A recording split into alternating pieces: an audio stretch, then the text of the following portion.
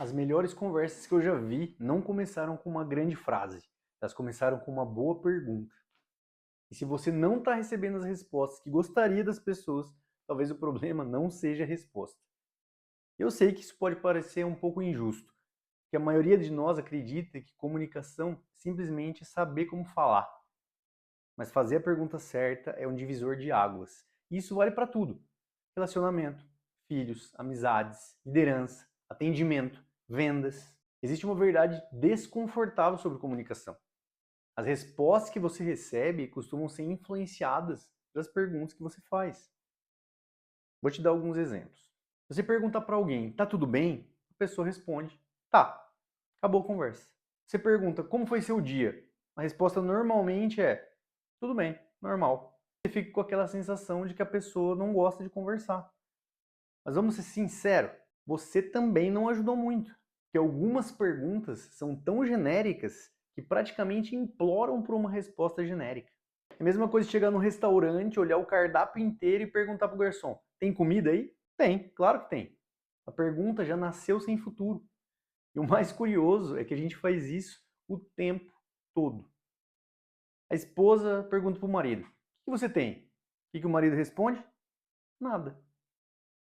O líder que pergunta para a equipe: por que isso deu errado? Todo mundo fica quieto. O pai pergunta para o jovem, adolescente, seu filho: como foi a escola? E recebe aquele clássico: normal. Aliás, eu acho impressionante como o adolescente consegue resumir 8 horas de existência em uma única palavra. Você pergunta sobre a escola, normal. Pergunta sobre os amigos, normal. Pergunta sobre a vida, normal. Perguntar qual que é o sentido da existência humana na Terra, talvez ele vai responder a mesma coisa. Mas a verdade é que muitas vezes não é falta de vontade de conversar, é falta de estímulo. As perguntas fechadas produzem respostas fechadas. Perguntas genéricas produzem respostas genéricas.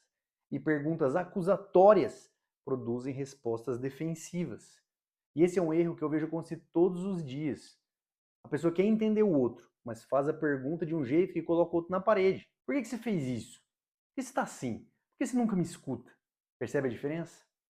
A conversa já começa parecendo uma audiência no tribunal. E ninguém se abre quando sente que está sendo julgado.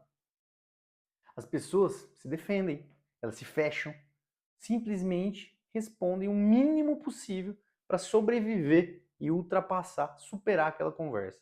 E depois a gente conclui, nossa, essa pessoa é difícil, hein? Talvez ela seja mesmo, mas talvez a pergunta também tenha ajudado bastante. Se esse vídeo está te fazendo repensar algumas conversas da sua vida, já aproveita para curtir. Quando você curte, o YouTube entende que esse conteúdo é útil e entrega para mais pessoas que, assim como você, também estão tentando melhorar a própria comunicação. Não só melhorar, como entender. E agora vem uma pergunta que eu gosto muito. Em vez de perguntar, o que você tem? Testa perguntar isso. O que está passando pela sua cabeça agora? Parece uma mudança pequena, mas não é. Porque uma pergunta acusa, confronta, mas a outra convida, exige uma explicação. A outra oferece espaço. E quando você oferece espaço, acontece algo interessante. As pessoas começam a pensar. E quando elas pensam e refletem, elas começam a falar. Eu uso muito esse princípio nos meus treinamentos, porque a qualidade da resposta geralmente acompanha a qualidade da pergunta. Pensa num líder. Ele pode perguntar, por que essa meta não foi batida? Ou pode perguntar, qual foi o principal obstáculo que impediu o resultado melhor? As duas perguntas parecem semelhantes, mas a primeira procura culpado. Já a segunda procura informações. E quando você procura informações, as pessoas tendem a colaborar. Quando você procura culpados, elas tendem a se esconder. O mesmo vale para clientes, o mesmo vale para as equipes, para amigos, para os filhos, para praticamente qualquer relacionamento humano. E existe um detalhe ainda mais importante. Muitas vezes nós não recebemos respostas profundas porque fazemos perguntas rasas. A gente quer que a pessoa se abra, mas oferece uma pergunta que cabe em uma única palavra. A gente quer conexão, mas conduz a conversa piloto automático. E aí surge uma reflexão que eu gosto bastante.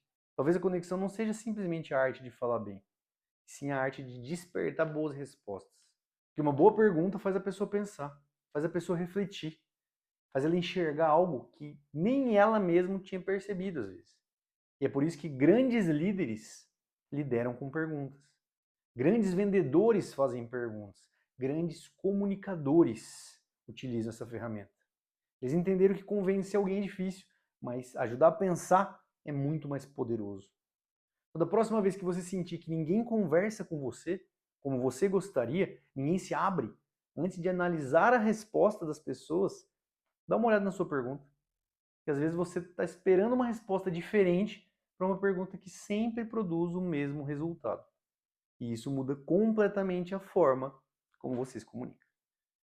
Se você gosta desse tipo de conteúdo sobre comunicação, comportamento humano, relacionamentos interpessoais e choque intergeracional, se inscreve aqui no canal, porque eu compartilho ferramentas práticas para você se comunicar melhor, criar conexões mais fortes e entender o que realmente acontece por trás das conversas do dia a dia. E já me conta aqui nos comentários, qual foi a pergunta mais inteligente que alguém já fez para você?